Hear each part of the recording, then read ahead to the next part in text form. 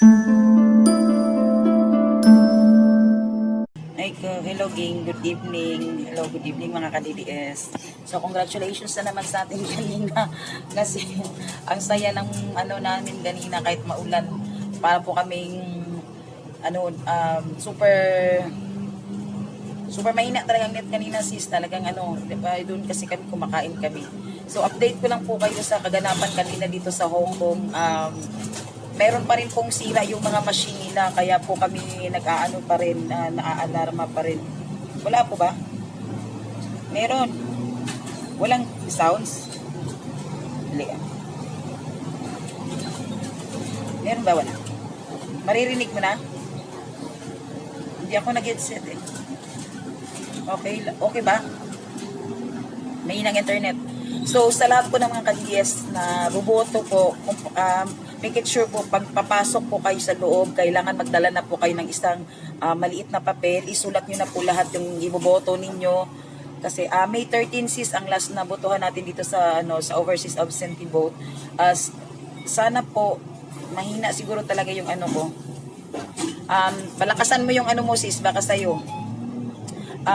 Kailangan po talaga pagpasok natin doon sa loob may maliit tayong papel para hindi tayo mahirapan sa pag natin, lalo kaya nagiging ang mga iba nating mga botante kasi pag shades po nila mabilis po yung ink, kaya yung isa kanina umiyak gusto talaga kasi hindi niya po daw gustong na-touch kasi yung sa niya sa paper niya si Rojas, kaya siya sa akin, sorry, hindi ko talaga gustong iboto si Rojas pero talagang ang sakit sa dibdib kasi po na-touch niya, napasok daw sa receipt niya si Rojas, na wala daw talaga sa niya talaga yung iboto yun kasi dapat yung listahan lang po talaga ng natin ang nila, yung baga more majority sa HNP.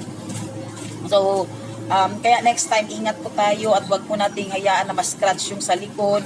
At yung pagdating naman po sa sa mga party list, pwede isa lang po. At saka please, tulungan po natin yung ibang mga party list natin. Po tayo dahil kailangan pong pumasok yung mga party list natin na 19. Kasi po, kailangan po ng Pangulo ng mga party list sa Congress na makakatulong din gumawa ng mga natin. So far kanina, malakas pa rin yung AXIS. So sila pa rin ang nangunguna dito sa Hong Kong.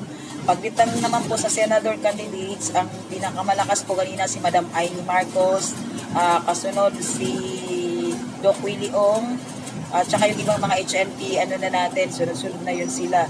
So, kanina nawala kasi yung listahan namin sa update namin sa botohan kasi umuulan at hindi po namin nabantayan kung saan napasok yung papel na namin.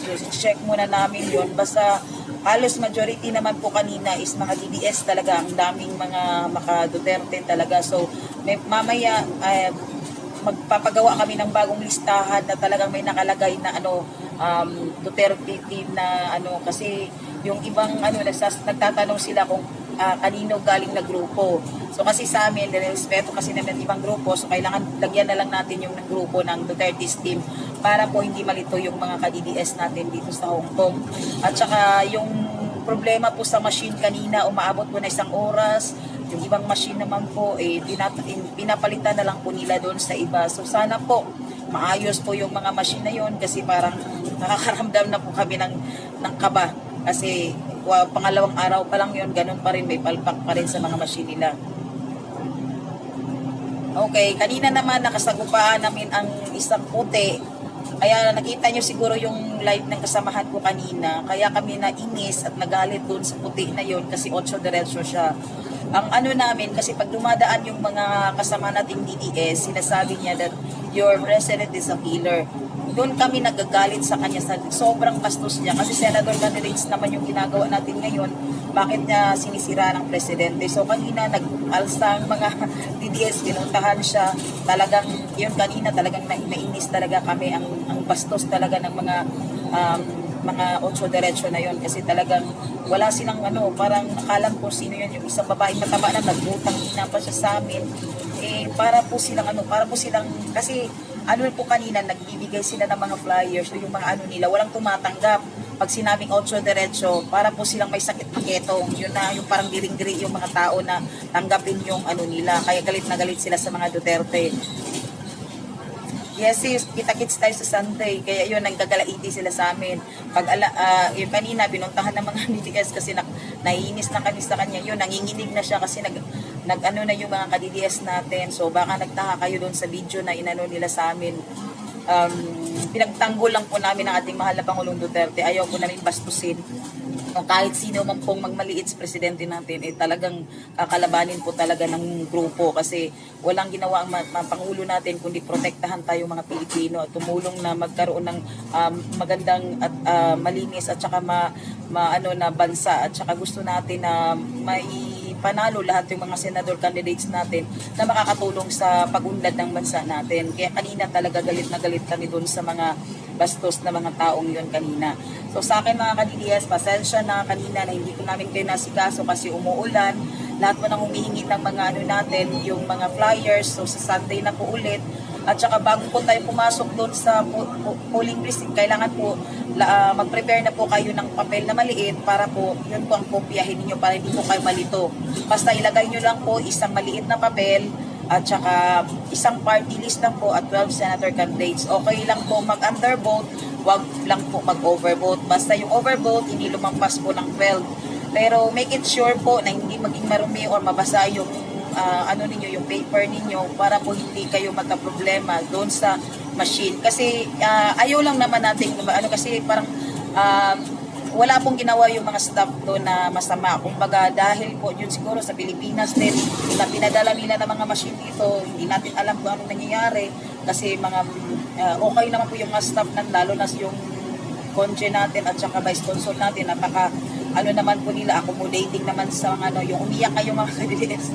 Talagang naawa din yung consul natin. Kaya sana po maayos po yung mga machine na yun at saka hindi po tayo magkaroon ng ano.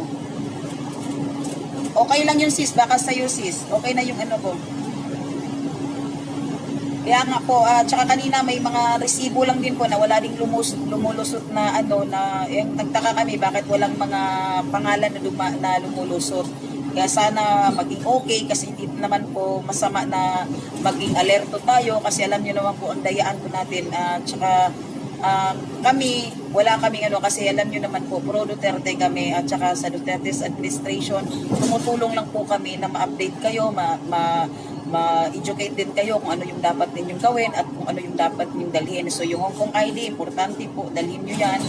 At saka yung mga watchers natin, tulong-tulong na rin po tayo na maging matulungan natin mabantayan yung mga balota natin. Kasi para sa bayan naman po yan, hindi naman po para sa sarili natin.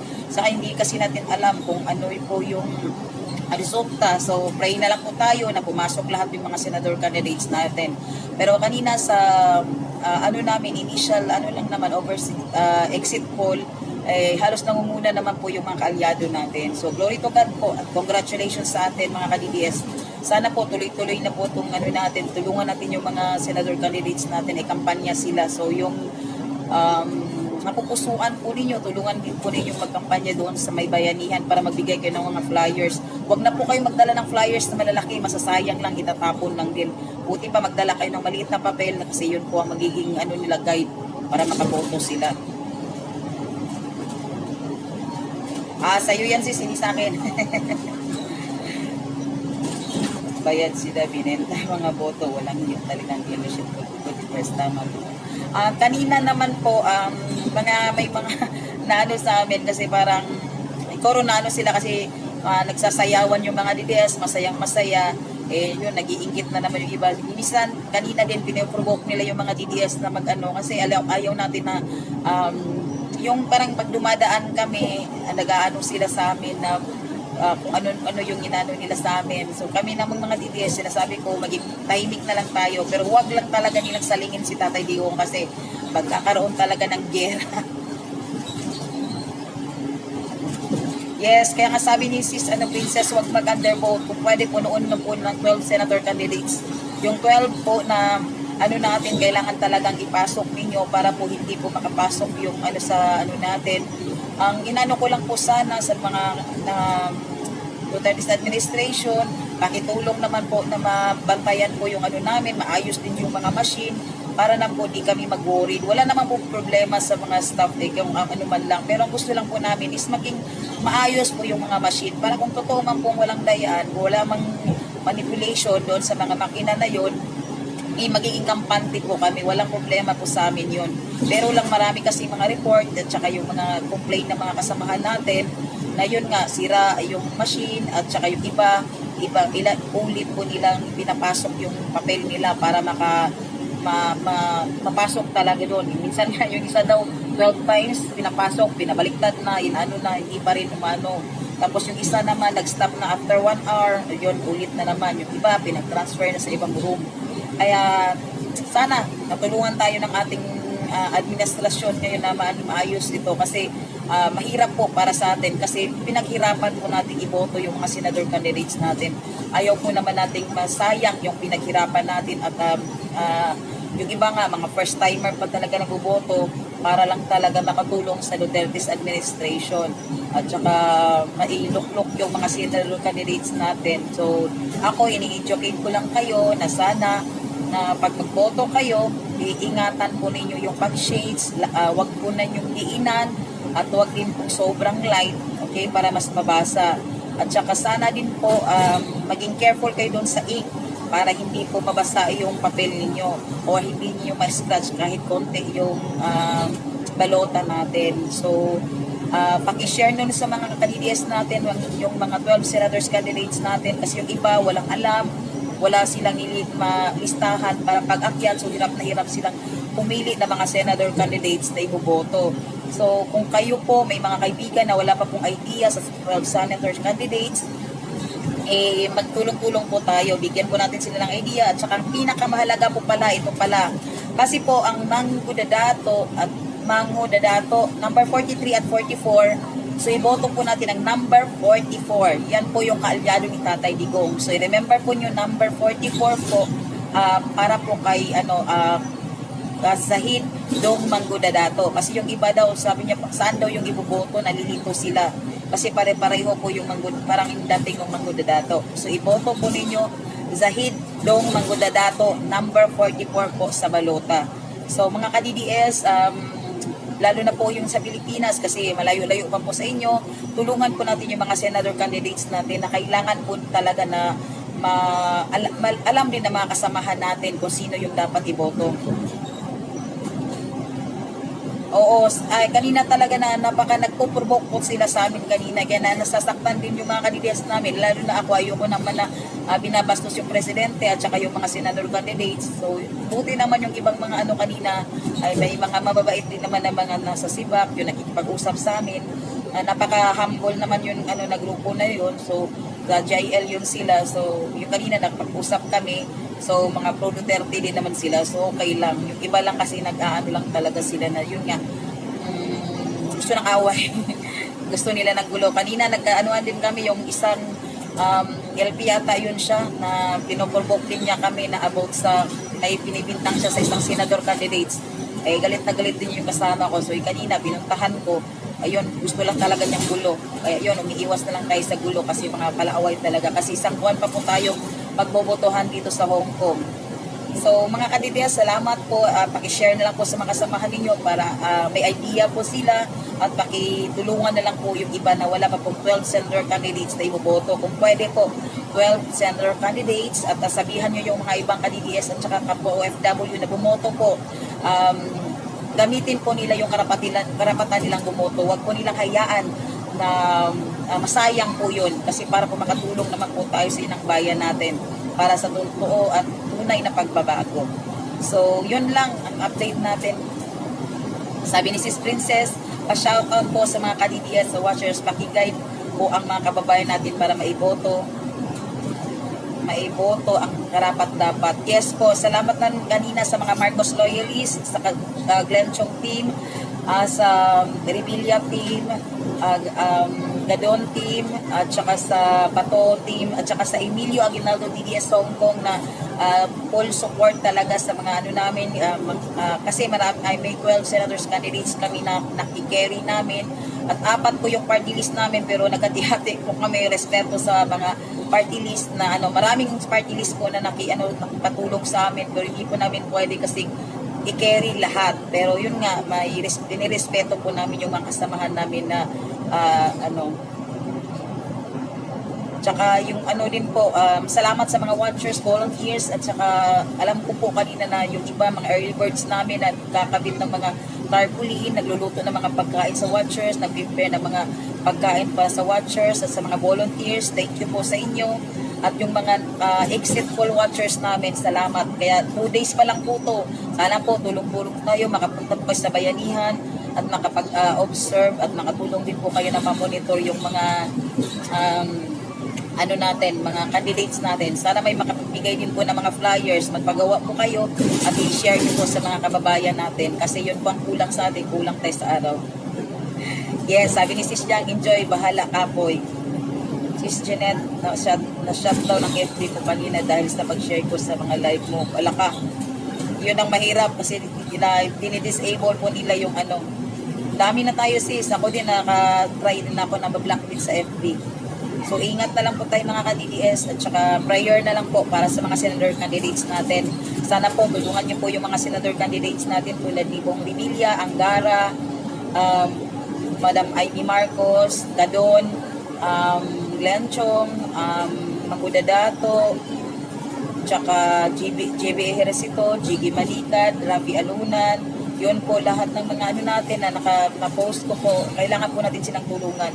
At saka Francis Tolentino, yung mga kaalyado po natin, mahal na pang at saka yung talagang Doc Willie Ong, number 2 po siya dito, dami pong mga supporters din ni Doc Willie Ong, kahit wala po siyang makinarya, pero talagang nangunguna po siya sa ano dahil po siguro na sa 25 years niyang pagsuporta at pagtulong sa mga Pilipino, yun, talagang pumapalo din po siya sa mga pagboto dito sa Hong Kong.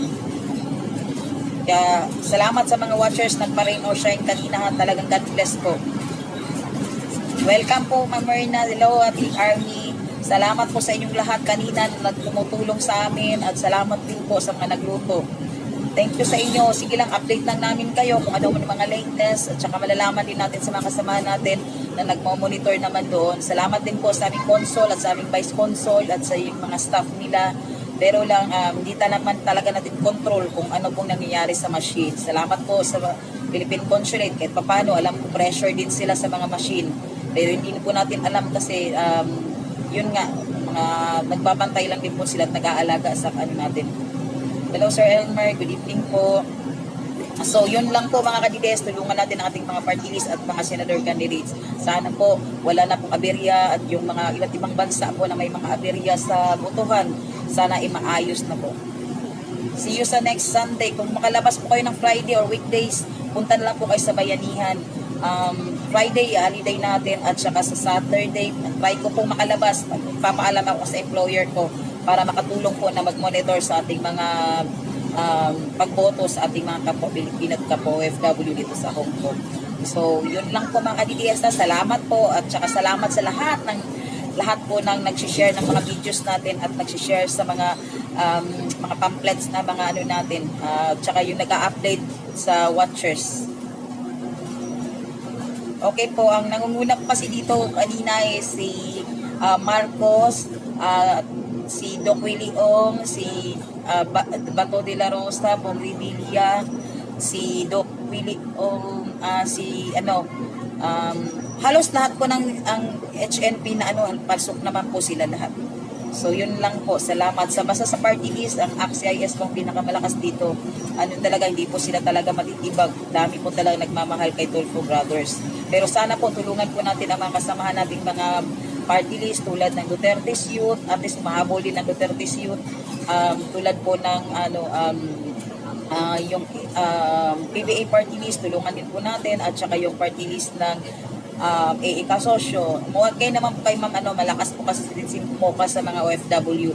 Pero yung dalawa po sana, pwede hati-hati po tayo sa mga boto natin para makapasok lahat ng mga party list natin. Marami po tayong party list, pero yun lang po kasi yung mas madala po kasi yung iba din, marami din po tayong mga party list na Pero sana po, yung mga ibang mga grupo, i-endorse na lang din po yun nila yung party list nila.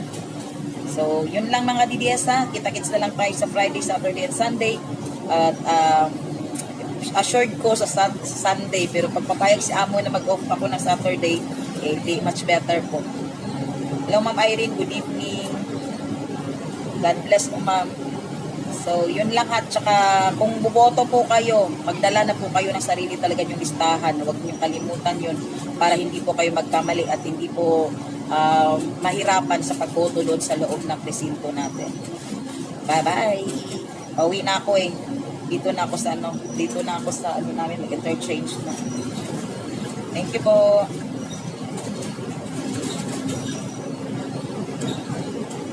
Salamat, Ma'am Irene. Okay naman po, pagod na pagod, inulan kami, pero tuloy pa rin ang laban para sa ating mahal na Pangulong Duterte at sa ating bansang Pilipinas. Nandito lang po kami, tulong-tulong para sa inang bayan natin. Salamat na rin po sa mga DPS na talagang napaka-mababait, talagang nagsasakripisyo. Kaya kakauwi lang po namin. O Pilipinas Party List din po, tulungan natin. Ito pala yung number, ano po ba yung marami pong party list tayo ha, mga One Movement yan, at saka yung Sibak din, JL yung Sibak eh. Ano ba yung mga party list kanina? So 19 po na party list na kailangan pumasok.